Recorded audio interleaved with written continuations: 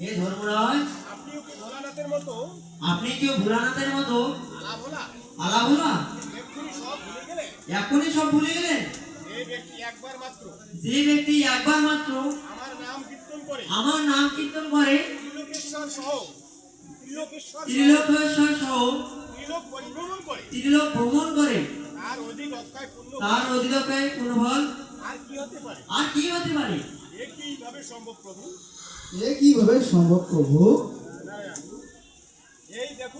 এই দেখুন না, প্রথমে ব্রহ্মলোক, দ্বিতীয়তে শিবলোক এবং তৃতীয়তে আমার বিষ্ণুলোক পর্যন্ত পরিভ্রমণ করালেন। এরূপ সুকৃতি পরায়ণ ভক্ত জগতে অত্যন্ত দুর্লভ। বড় ভাবিয়ে দিলেন প্রভু, আমি বুঝতে পারছিলাম না।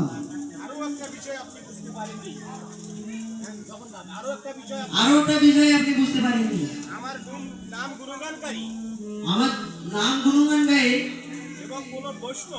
এবং কোন বৈষ্ণব বিষ্ণু ভক্তের প্রতি আপনি অধিকার প্রয়োগ করতে পারেন না। আমি ভুল করেছি প্রভু। আমি করেছি প্রভু, আমায় ক্ষমা করে দিন, আমায় ক্ষমা করে দিন। না ধর্মরাজ, আমার কাছে কেন? আপনি তো ভক্তের কাছে অপরাধী।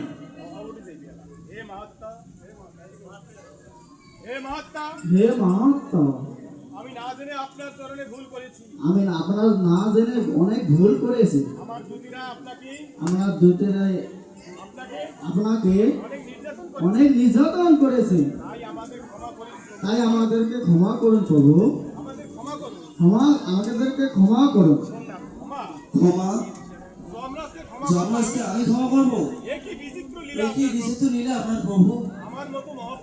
আমার মতো মহাপাপী, মহা অপরাধী আপনি এত দয়া পরবাস প্রভু। আমাকে এত করুণা করলেন।